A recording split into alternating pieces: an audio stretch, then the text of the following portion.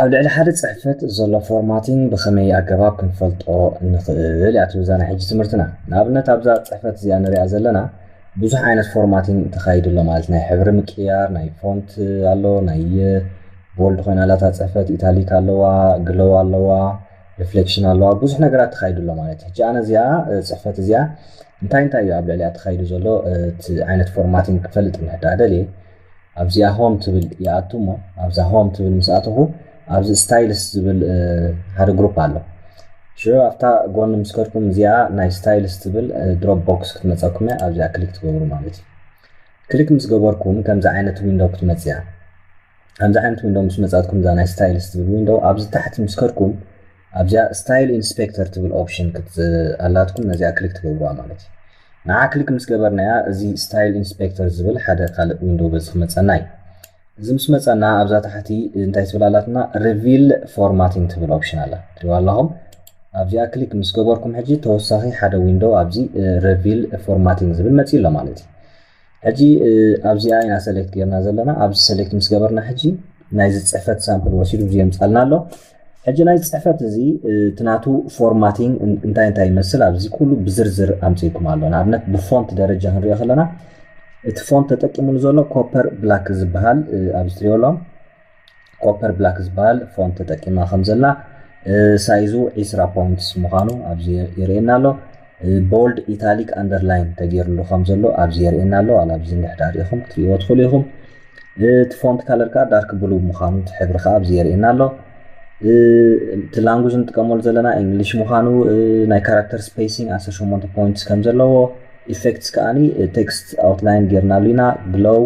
ሻዶው ሪፍሌክሽን ከም ዘለዎ ከዓ ኣብዚ ይሕብረና ኣለና ኣብነት ኣብዚ ንሕዳት ኢኹም ኣብዚ ኣውትላይን ሕጂ ብጫ ጌርናሉ ኢና ሻዶው ኣብዚ ተመሪፅሎ ትሪእዎ ከም ዘለኹም ኦፍሰት ሌፍት ዝበሃል ሪፍሌክሽን እውን ኣብዚ መሪፅና ኣለና ፉል ሪፍሌክሽን ጌርናሉ ኣለና ኣብዚ ናይ ግሎው እንድሕዳት ኢና ከዓ እዚኣ ግሎው እዚኣ ኦሬንጅ ትብል ዘላ ጌርናሉ ኣለና ማለት ሕጂ ኩሉ እዚ ዘሎ ዝገበርናሉ ኢፌክትስ ኣብዚ ይሕብረና ኣሎ ማለት እዩ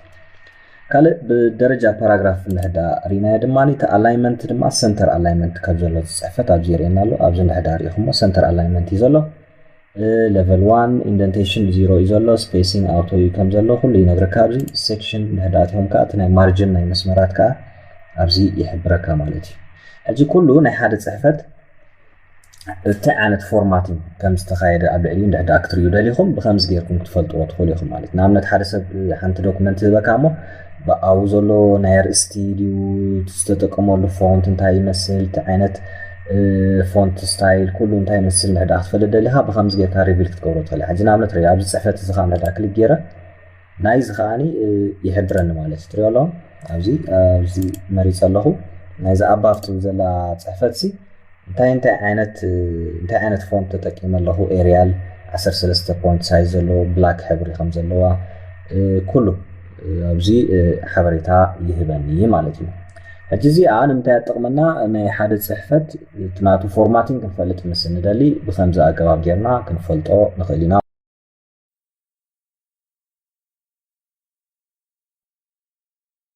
ሕራይ ቀፂልና ድማ ከመይ ጌርና ናይ ሓደ ፅሕፈት ምስ ካልእ ፅሕፈት እቲ ኮምፔር ክንገብሮ ንኽእል ማለት እዩ ትናቱ ፎርማቲንግ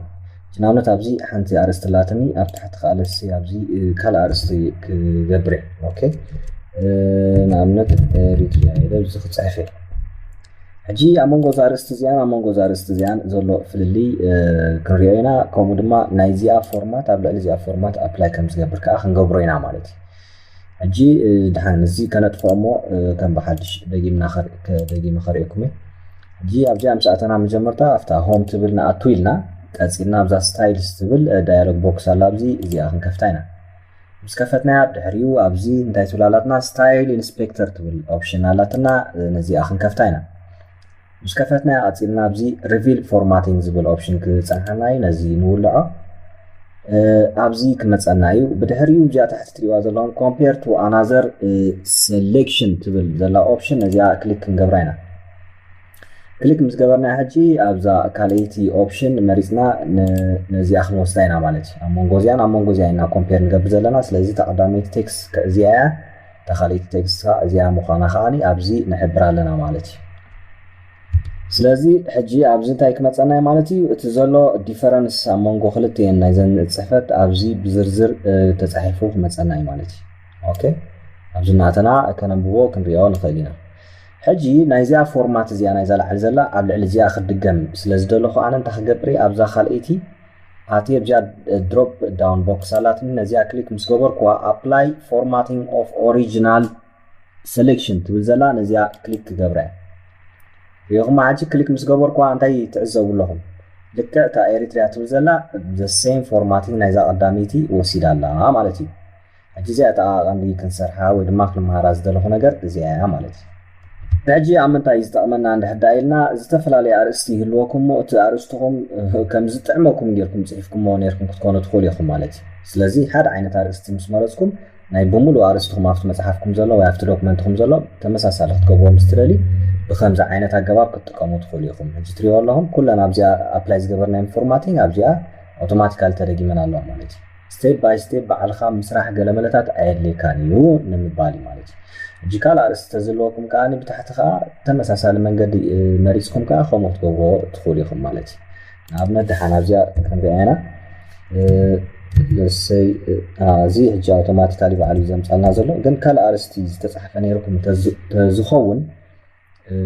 ንዑ ከዓ ብተመሳሳሊ መንገዲ ጌርኩም ኣብዚ ክደግሞ ትኽእሉ ኢኹም ማለት እዩ እቺ ኣብነት ኣብዚ ዘሎ ፅሕፈት እዛ ኤሪትሪያን ትብል ዘላ ልክዕ ብከምዚ ዓይነት ፎርማት ክገብራ እያ ኦኬ እጂ ድሓን እዚ ከጥፎ እየ ንኣብነት ከም ብሓድሽ ክርዳእኩም መታን ኣብዚኣ ሆም ተኣትዉ ኢለኩም ብድሕሪ ብዛ ስታይልስ ትብል ኣብዚኣ ድሮፕ ዳውን ቦክስ ኣላ ንዓ ክሊክ ትገብሩ ኢለኩም ድሕሪ ወን ሓንቲ ኣይትንክፍን ኢኻ ኣብዚኣ ስታይል ኢንስፔክተር ትብል ኣላትና ነዚኣ ክሊክ ትገብሩ ኢለኩም ቀፂልኩም ኣብዚኣ ንኣቱ ኢለኩም ኣብዛ ሪቪል ፎርማቲንግ ትብል ኣብዚኣ ንኣቱ ኢለኩም እዚኣ ክሊክ ምስ ገበርኩም እዚኣ ዊንዶው ክትመፅእ እያ ኣብዚኣ ምስ መፀት ኣብዛ ቀዳመይቲ ለሰይ ኦኬ ኣብዛ ቀዳመይቲ ናይዛ ላዕሊ ዘላ እዩ ዝመርፃ ዘሎ ኦልሬዲ መሪፅናያ ስለ ዝፀናሕና ማለት እዩ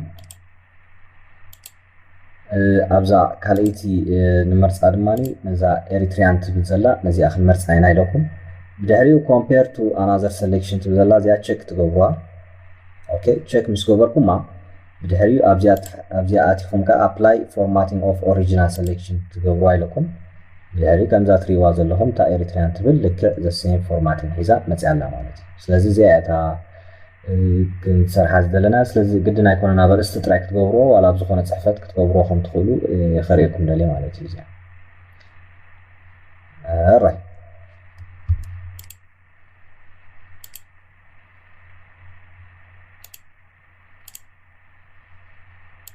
ኣብዛቲና ክሊር ኦል ንሕዳ ኢልናያ ከዓኒ ይጠፍእ ኣሎ እቲ ፎርማቲንግ ማለት እዩ ሶ ነዚ ክሎዝ ክትገብሮ ትኽእሉ ኢኹም ኣብዚ እናኣተኹም ክሎዝ ኣሎ ኣብዚኣ ክሎዝ ትገብሯ እዚታ ፅሕፈት ድማ ተደሊና ፎርማት ፕሪንተር ተጠቂምና ከነመሳስሎ ንኽእል ኢና